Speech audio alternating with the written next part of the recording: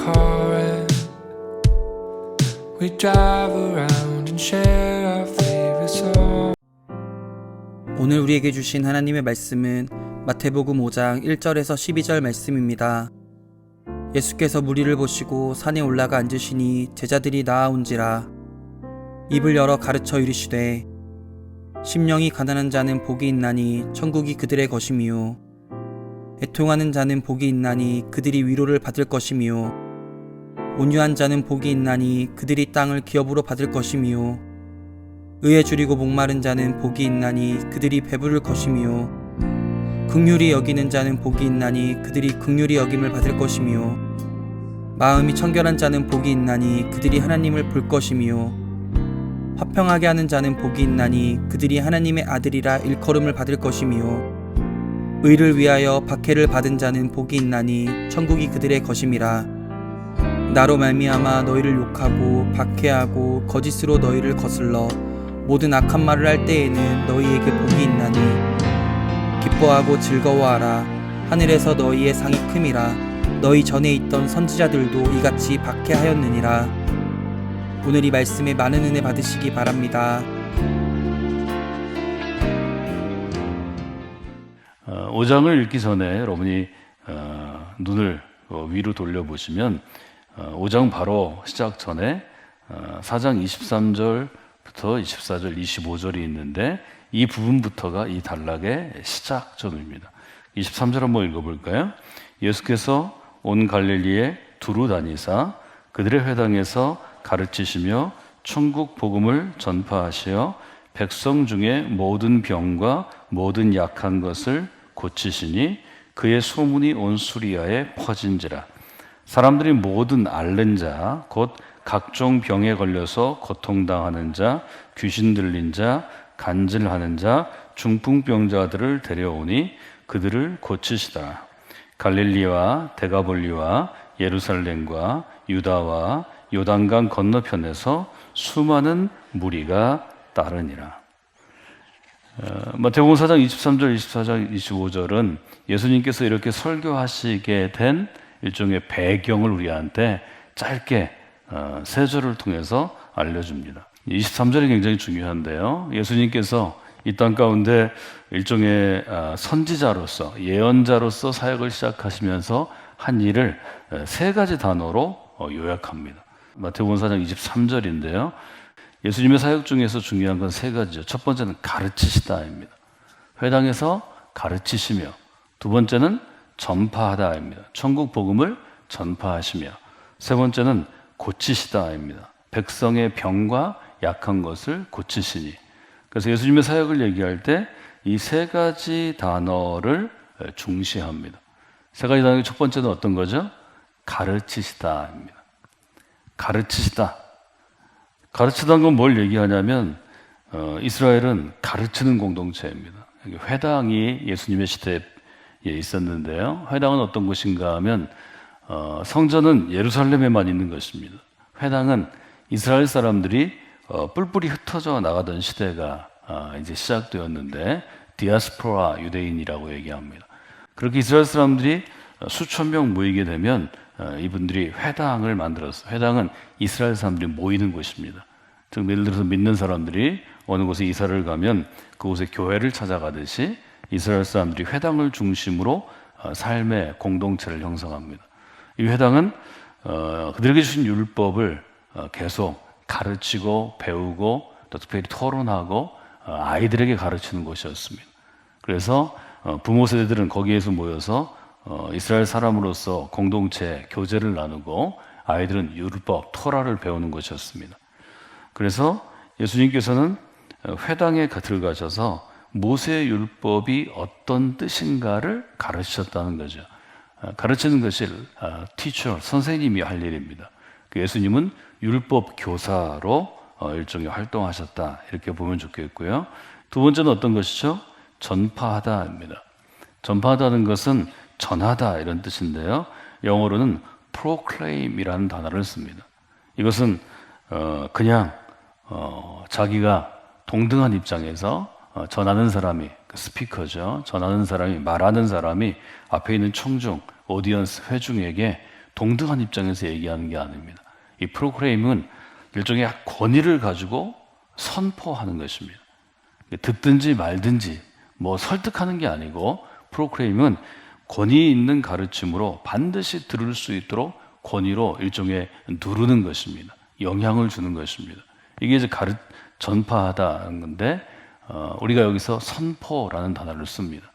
그래서 proclaim이라는 용어를 우리가 신학적으로 신앙의 용어로 쓸 때는 선포라는 말을 쓰는데 이것은 예언자들이 선포하던 것이었고 지금으로 얘기하면 일종의 설교의 기능입니다. 듣든지 듣지 아니하든지 그것은 듣는 사람의 문제이고 하나님 나라의 복음을 전파했다 이렇게 표현하는 것이고요. 세 번째는 고치시다입니다.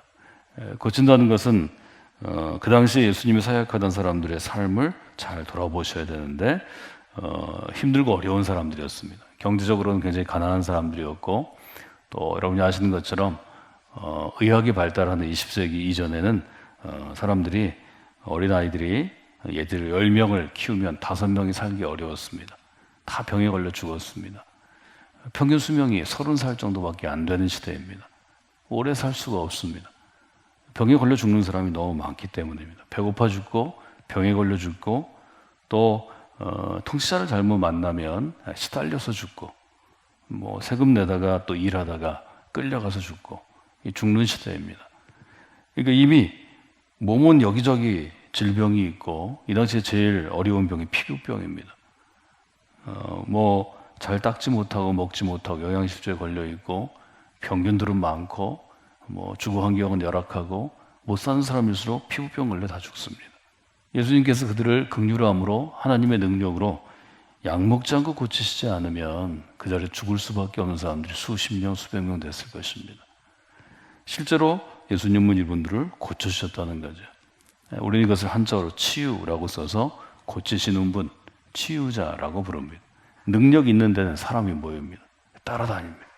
여기 보면 백성 중에 모든 병과 약한 것을 고치시니 그의 소문이 온 수리아에 퍼진지라. 사람들이 앓는 자부터 데려오죠. 앓는 자, 병자, 고통당하는 자, 귀신 들린 자, 간질하는 자, 중풍병자들을 데려와서 그들을 고치니라. 그 당시에 중병이 어떤 것인지를 여러분이 알 수 있습니다. 갈릴리와 데가볼리와 예루살렘과 유대와 요단 건너편에서 수많은 무리가 따르니라. 예수님에게 하나님의 능력이 일어날 때 사람들이 따라오기 시작합니다. 그 따라온 사람들, 예수님을 따라온 그 수많은 사람들을 향해서 예수님께서 무엇을 하셨는지를 전하는 것이 5장의 시작입니다. 1절 같이 읽어볼까요? 예수께서 무리를 보시고 산에 올라가 앉으시니 제자들이 나아온지라. 첫 번째는 보시고죠. 예수님이 자기 신랑에 나온 무리를 보셨습니다.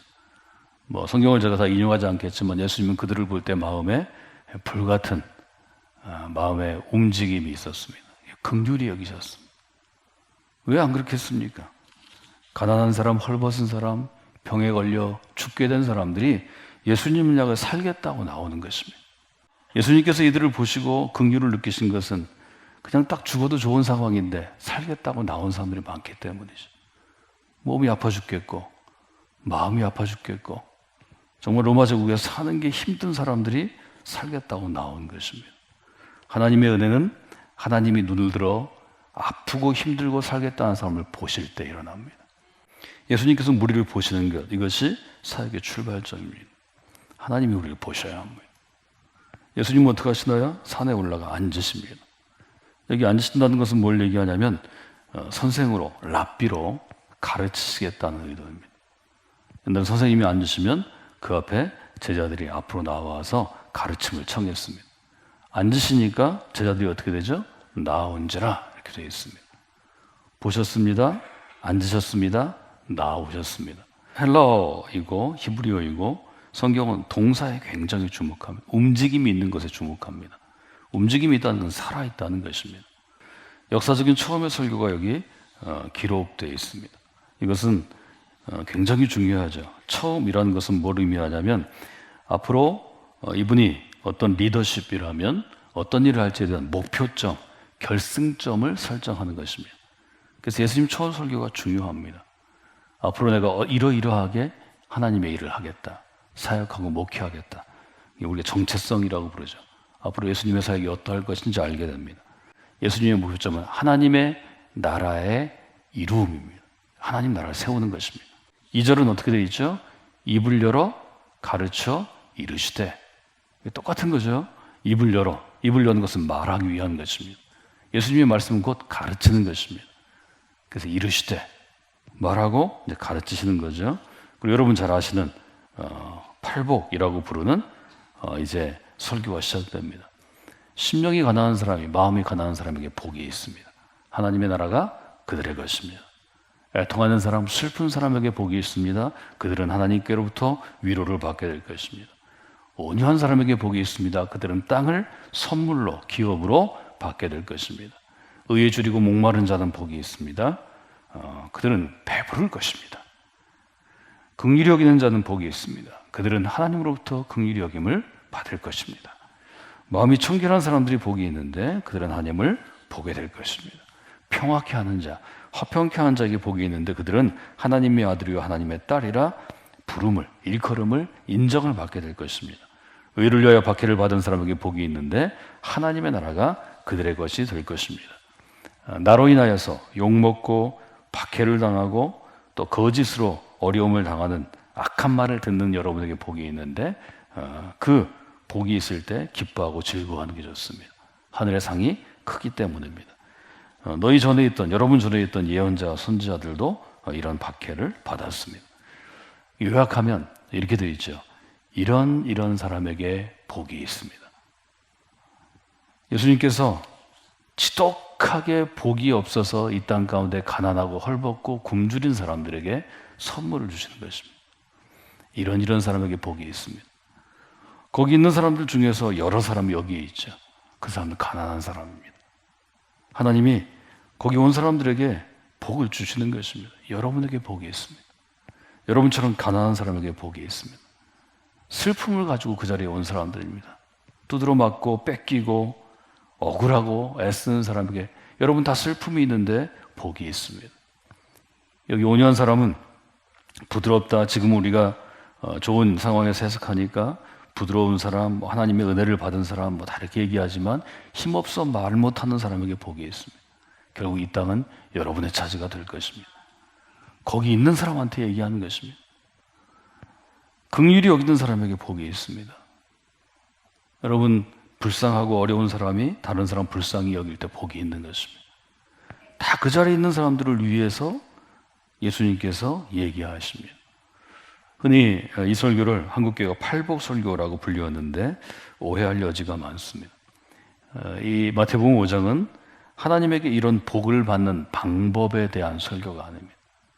잘못 생각하면 이렇게 돼야 복 받습니다 이렇게 하는데 그렇지 않습니다. 이것은 일종의 열매 맺음과 관련이 있습니다.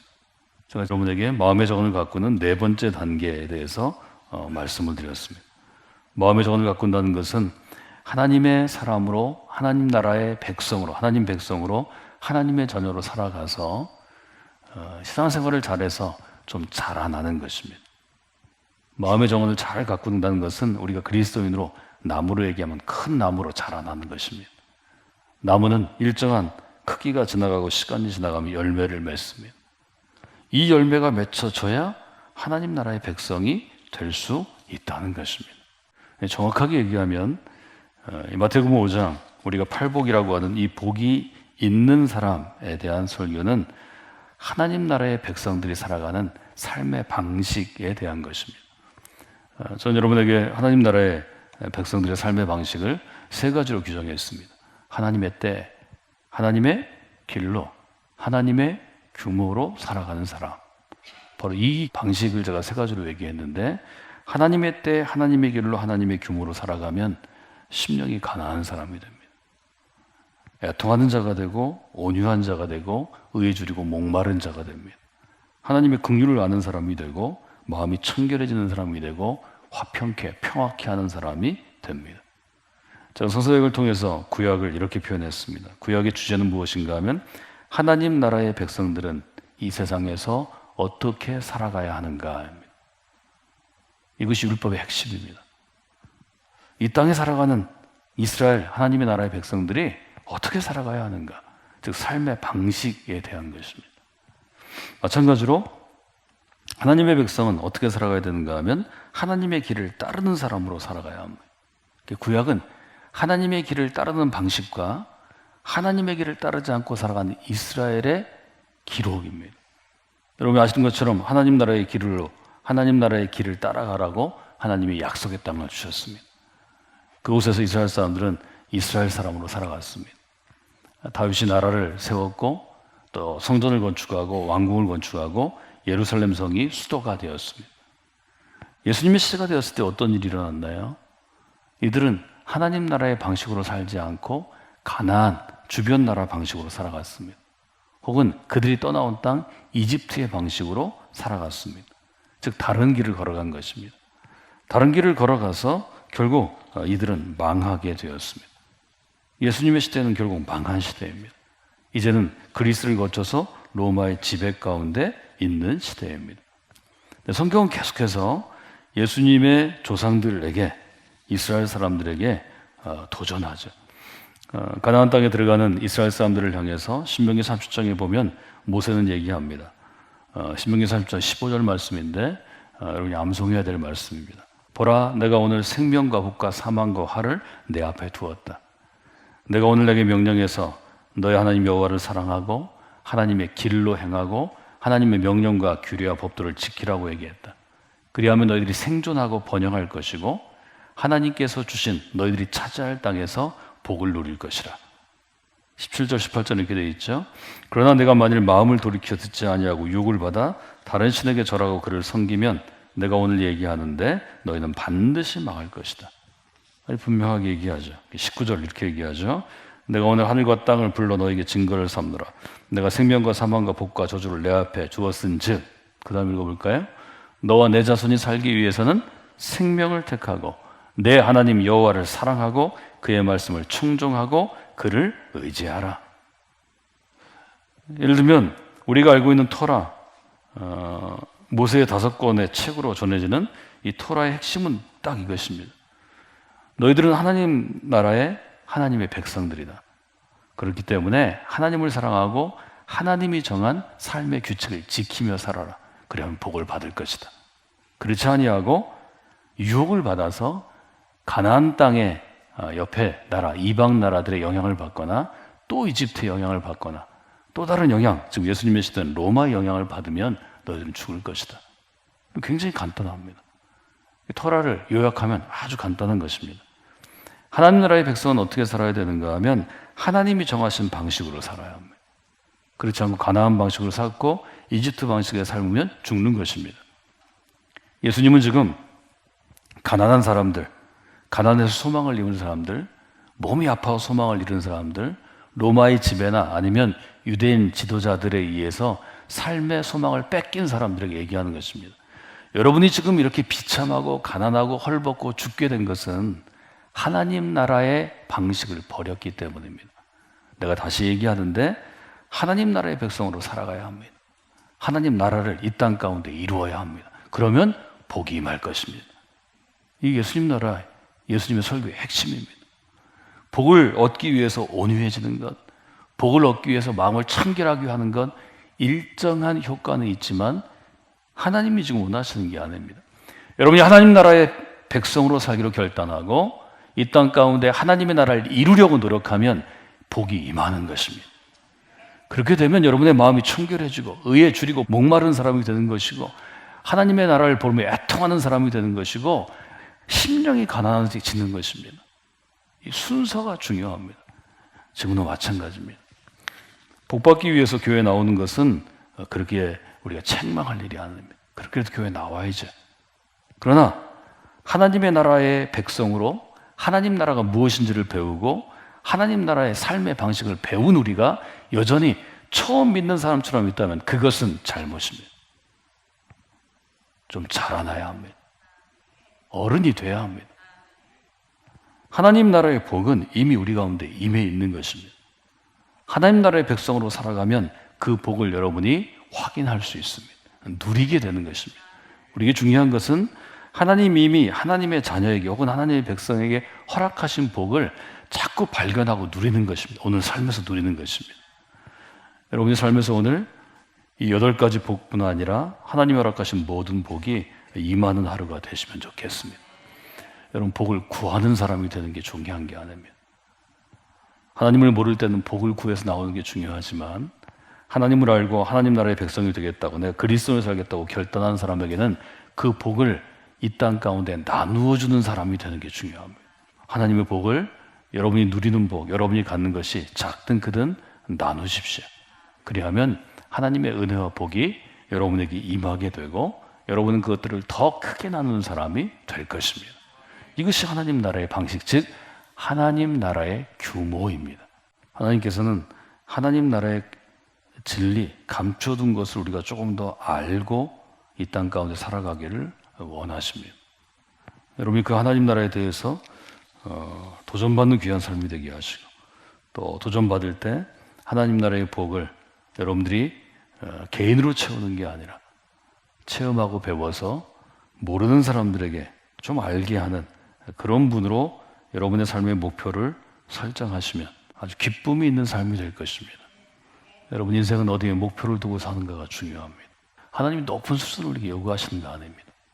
내가 서 있는 자리에서 내가 할 수 있는 것만큼 하나님이 우리에게 요청하십니다. 그 하나님의 부르심에 응답하는 여러분들이 되시기를 원합니다.